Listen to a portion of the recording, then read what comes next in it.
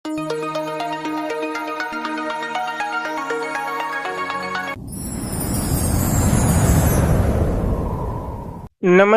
ગુજરાતના અધિકારી મિત્રો, આજે આપણે 3 ફેબ્રુઆરી 2026નું મોસ્ટ ઇમ્પોર્ટન્ટ કરંટ અફેર સાથે સાથે જીકે અને જીએસ વિશે ચર્ચા કરવાના છે। તો ખાસ કરીને ચેનલ ઉપર નવા હોય તો ચેનલને સબસ્ક્રાઇબ કરી લો, વિડીયો પસંદ આવે લાઇક કરવો અને તમારા મિત્રો સુધી અવશ્યથી શેર કરી દેવો। તો ચલીએ આજના ઇમ્પોર્ટન્ટ ક્લાસની આપણે શુભ શરૂઆત કરી દઈએ। તો ભારતીય કોસ્ટગાર્ડ દિવસ 2026 ક્યારે મનાવ્યો છે આપણને? તો 1 ફેબ્રુઆરીના રોજ આ એક મહત્વનો દિવસ મનાવવામાં આવે છે અને આપણે ફેબ્રુઆરીમાં એન્ટ્રી લઈ લીધી। તો યાદ રાખવું, તો ભારતીય કોસ્ટગાર્ડે 50મી વર્ષગાંઠ એટલે કે સુવર્ણ જયંતિ ઉજવી રહ્યું છે, જે ભારતીય કોસ્ટગાર્ડ દિવસ 2026 ભારતીય દરિયાના ઇતિહાસને એક સમાસેન રૂપ છે। ભારતીય કોસ્ટગાર્ડ દિવસ 1 ફેબ્રુઆરીએ મનાવવામાં આવે છે।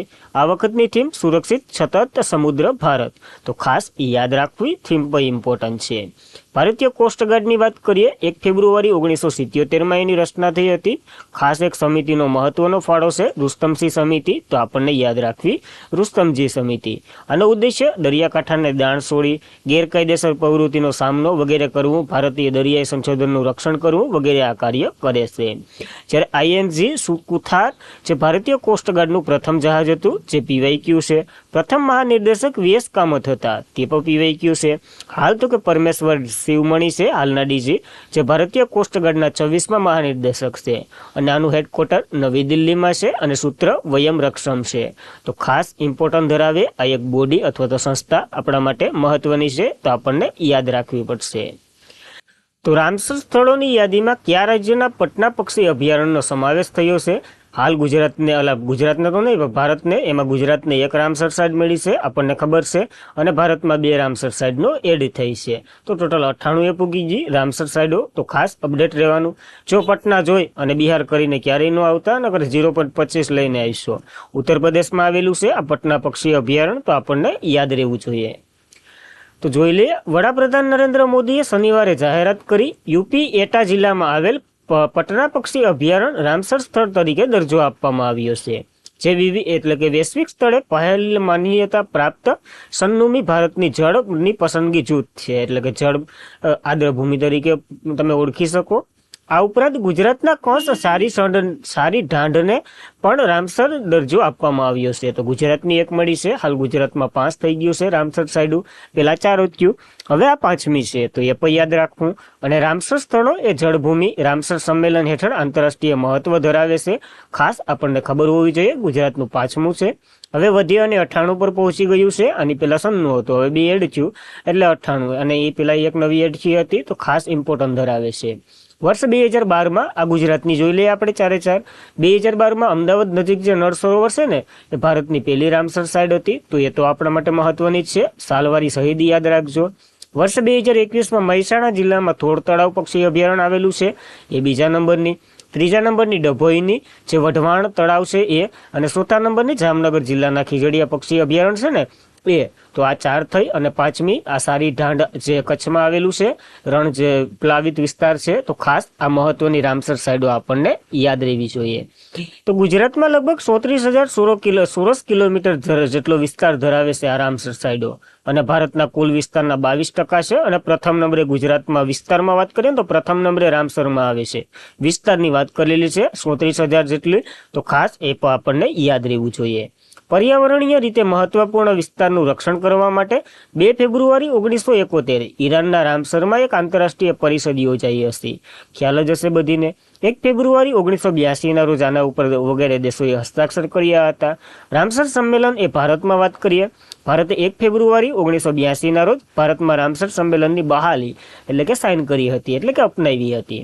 પ્રથમ ભારતીય વેટલેન્ડ સાઇટ કેવલાદેવ હતું, જે નેશનલ પાર્ક રાજસ્થાનમાં આવેલું છે, અને સિલકા તળાવ જે ઓડિશામાં આવેલું છે, એ પહેલું 1981માં પસંદગી થઈ હતી, જ્યારે આપણે બાદ 82માં સહી કરી હતી, એટલે 82માં અમલ ગણાય છે। તમિલનાડુમાં મહત્તમ 20 જેટલી સાઇડો છે। સૌથી મોટી રામસરની વાત કરીએ પશ્ચિમ બંગાળ, જેનું સુંદરવન આવેલું છે ડેલ્ટા એ।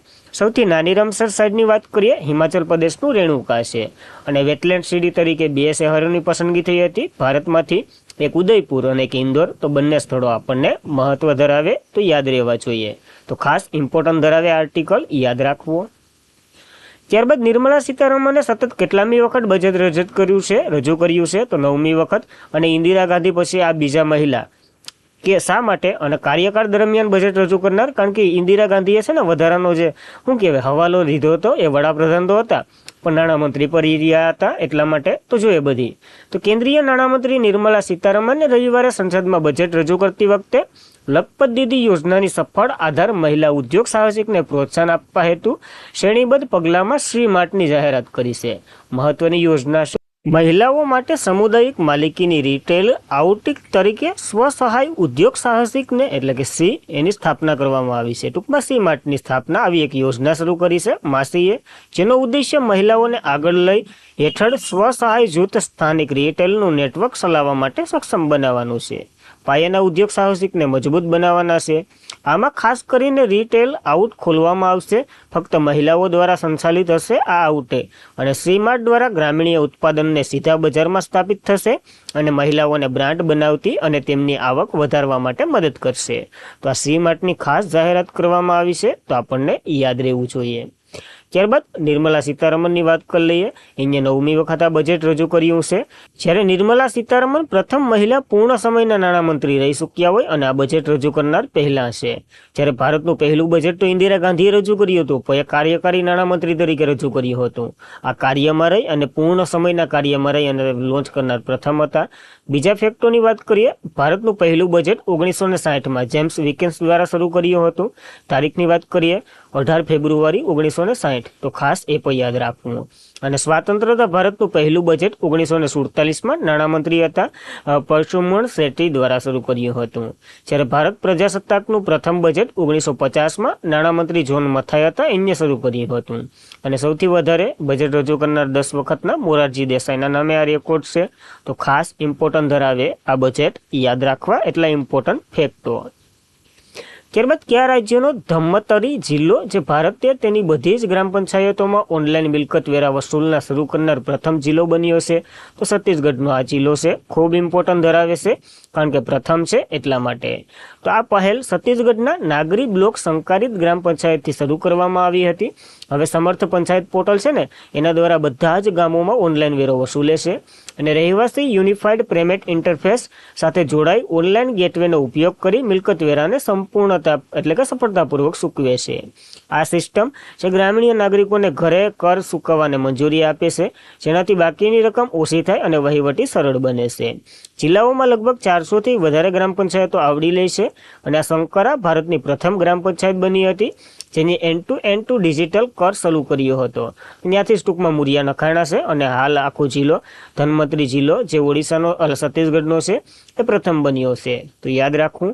હવે આ સમર્થ પંચાયત પોર્ટલ ચર્ચામાં રહ્યું છે. એની લોન્ચિંગ 25 જાન્યુઆરી 2024ના રોજ થઈ હતી. 2025માં થઈ હતી અને આ તો કે પંચાયતી રાજ મંત્રાલય અંતર્ગત આવે છે. આનો ઉદ્દેશ્ય પંચાયતોમાં મહેસૂલ સંગ્રહને ડિજિટલ અને સુવિકસિત કરવાનો આનો ઉદ્દેશ્ય હતો. તો ખાસ 2026 માય મિસ્ટેક છે કારણ કે 2026માં આપણે ભણ્યા હતા, આ લોન્ચ કર્યું હતું ઓનલાઈન કર વસૂલવા માટે. તો તાજેતરમાં જ કઈ કંપનીએ માયા 200 AI ચિપ રજૂ કરી છે? તો માઇક્રોસોફ્ટ દ્વારા શરૂ કરવામાં આવેલી છે. આનાથી આપણું આત્મનિર્ભરતા વધે એવું કીધું છે માઇક્રોસોફ્ટે. તો માઇક્રોસોફ્ટે તેની બીજી પેઢીનું ઇન હાઈ આર્ટિફિશિયલ ઇન્ટેલિજન્સ ચિપ્સ માયા 200 એક નવા સોફ્ટવેર સ્ટેટ સાથે રજૂ કરી છે, જેનો હેતુ નાવિડિયા ઇકોસિસ્ટમ ડેવલપમેન્ટની નિર્ભરતા ઘટાડવાનો છે. ટૂંકમાં નાવિડિયાથી એ ચિપો મગાવતું હતું અત્યાર સુધી, હવે એ નહીં મગાવે કારણ કે એ પોતાની રીતે જ નિર્માણ કરી રહ્યું છે. આ પગલું મુખ્ય કાઉન્ટ પ્રદાન વચ્ચે જે વધતા જતા સ્પર્ધા પર ભાર મૂકે છે કારણ કે તે એઆઈ ઇન્ફ્રાસ્ટ્રક્ચરમાં ખર્ચ વધુ અને નિયંત્રણ મેળવવા માંગે છે. સરળ ભાષામાં કહીએ તો આ માયા શું છે? તો એઆઈનું મગજ છે. જે મનુષ્યને વિચારવા માટે મગજની જરૂર પડે તેમ એઆઈને વિચારવા માટે ChatGPT અને એટલે શું કહેવાય અને ક્રોપિન્ટિયા વગેરેને ક્રોપાઇલોન્ટ વગેરેને વિચારવા માટે તો મગજની જરૂર પડે છે. તો આ શક્તિ આ કામ કરવાની છે આ માયા એ ટાઈપનું. હવે ક્રોપોઇન્ટિયાની વાત કરીએ તો એ માઇક્રોસોફ્ટનું આ ChatGPT છે ને એના જેવું કાર્ય કરે છે. જ્યારે તમે કોપ્રાઇન્ટોને પ્રશ્ન પૂછો તેઓ જવાબ આપે ત્યારે તેમનું અનુમાન કહેવામાં આવે છે. અને માયા જ 200 છે ને એ આ કાર્ય ખૂબ ઝડપી બનાવશે એટલા માટે વિકસાવ્યું છે. તો આપણને યાદ રાખવું મહત્વ ધરાવે. માઇક્રોસોફ્ટની વાત કરી લઈએ, 1975માં રચના થઈ હતી. સ્થાપક તો કે બિલ ગેટ્સ અને પોલ એલન હતા. મુખ્ય મથક વોશિંગ્ટન ડીસીમાં છે અને સીઓ સત્ય નાડેલા છે. તો ખાસ ઇમ્પોર્ટન્ટ ધરાવે, યાદ રાખવું. ત્યારબાદ ઓસ્ટ્રેલિયન ઓપન 2026 ફાઇનલ પુરુષ એકલનો ખિતાબ કયા વ્યક્તિએ જીત્યો છે? તો કાર્લોસ અલ્કારાઝે જીત્યો છે, નોવાક જોકોવિચને હરાવીને. ખૂબ ઇમ્પોર્ટન્ટ બની રહ્યું છે, કારણ કે નોવાક જોકોવિચ ઘણા ધુરંધર એને હરાવ્યા અને કાર્લોસ અલ્કારાઝે જો ખિતાબ જીત્યો હોય તો ઓસ્ટ્રેલિયન ઓપન ઇતિહાસમાં પહેલીવાર આવું બન્યું છે. વિશ્વના નંબર 1 ખેલાડી કાર્લોસ અલ્કારાઝે મેલબોર્ન રોડ લેવલ ઓલ ખાતે વખત વિજેતા નોવાક જોકોવિચને હરાવી ઓસ્ટ્રેલિયન ઓપન 2026 મેંગલ સિંગલ્સનો ટાઇટલ એટલે મેન્સ સિંગલ્સનો ટાઇટલ જીત્યો છે. કાર્લોસ અલ્કારાઝ જે ક્યાંથી બિલોંગ કરે છે? તો સ્પેનના ખેલાડી છે, જ્યારે નોવાક જોકોવિચ સર્બિયાના ખેલાડી છે. આ વગેરે આ જીત હાસિલ કરી છે. નાયસ મુર્સિયોએ 22 વર્ષના ખેલાડી જે કારકિર્દીમાં ગ્લાસ કેમ્પ પૂરો કરનાર સૌથી નાની ઉંમરના ખેલાડી બન્યા છે. તો આ બંને પોઈન્ટો આપણને યાદ રાખો. ત્યારે ઓસ્ટ્રેલિયન ઓપન કાર્લોસ અલ્કારાઝનું પ્રથમ મેચ સિંગલ ટાઇટલ છે. બીજા બધા ઘણા વિમ્બલ્ડન ઓપન ને જે બીજા હતા ને એ તો ઘણા જીત્યા. પણ ઓસ્ટ્રેલિયન ઓપન છે ને એ પેલું કાર્લોસ અલ્કારાઝનું ટાઇટલ છે. જ્યારે મેચની તો વાત કરી લીધી, હવે વિમેન્સમાં પણ જોઈ લઈએ. એલિના સબારેખા જે કઝાકિસ્તાનના છે એને પેલું ટાઇટલ એટલે કે આ ટાઇટલ જીત્યું છે મહિલામાં. જ્યારે આયરના સબાલેખા એને હરાવ્યા છે જે બેલારુસના ખેલાડી છે. તો ખાસ એ પણ યાદ રાખવું. અને આ એલિના રાયબંગનિકા જે પહેલું ઓસ્ટ્રેલિયન ઓપન એનું પહેલું ટાઇટલ છે અને આ કાર્લોસ અલ્કારાઝનું પહેલું ટાઇટલ છે. તો બંનેને આપણે યાદ રાખવા મહત્વ ધરાવે. ત્યારબાદ ભૂપેન્દ્ર પટેલ દ્વારા મુખ્યમંત્રી ગ્રામોત્થાન યોજના ગુજરાતના કયા જિલ્લામાંથી શરૂ કરવામાં આવેલી છે? ઇમ્પોર્ટન્ટ પ્રશ્ન છે. આણંદથી શરૂ કરી છે, તો મહત્વ ધરાવે, આપણને યાદ રાખવી. મુખ્યમંત્રી ભૂપેન્દ્ર પટેલે મુખ્યમંત્રી ગ્રામોત્થાન યોજના શરૂ કરી. આણંદ જિલ્લાના ભણદરિયાથી મુખ્યમંત્રી ગ્રામોત્થાન યોજના જે મુખ્યમંત્રી ગ્રામીણ વિકાસ યોજના તરીકે શરૂ કરી છે. ખાસ ઇમ્પોર્ટન્ટ છે. આનો હેતુ રાજ્યભરમાં ગ્રામીણ માળખાગત સુવિધાનું પરિવર્તન લાવવા. આ પહેલ હેઠળ 2667 નવી પંચાયતો કચેરીનો શિલાન્યાસ કરવામાં આવશે. અને આ પગલું સરકારી સેવા ગ્રામજનો નજીક વગેરે ગામડાઓમાં વધુ આત્મનિર્ભરતા બનાવવા, વધુ સારી રીતે સજ્જ બનાવવા, આ વગેરે ગ્રામ પંચાયતનો ઉદ્ધાર કરવા માટેની આ એક યોજના છે.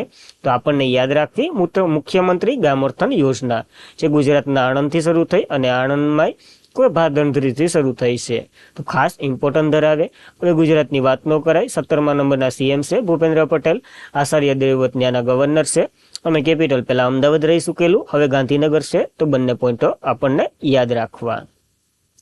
તો કયું રાજ્ય અથવા યુનિયન ટેરી સરસ મેળાના વિસ્તૃત સંસ્કરણનું આયોજન કરવાનું છે? તો આ મોકો આપણે જમ્મુ કાશ્મીરને આપ્યો છે અને અહીંયા યોજાવાનો છે. આ ખાસ તો ઇમ્પોર્ટન્ટ ધરાવે આપણા સરસ મેળા વિશે જોઈ લે મહત્વની માહિતી. તો જમ્મુ કાશ્મીર ગ્રામીણ આજીવિકા વિકાસ મિશન છે ને એ આજથી જમ્મુ કાશ્મીર કલા કેન્દ્ર સરસ મેળાનું વિસ્તૃત સંસ્કરણનું આયોજન કરવા માટે તૈયાર છે. આ મેળો 9 ફેબ્રુઆરીના રોજ પૂર્ણ થશે. આ 10 દિવસીય મેળો છે. કલા કેન્દ્ર ગ્રામીણ સજ્જકર્તા અને જે જીવનની પ્રદર્શનને પરિવર્તન કરશે.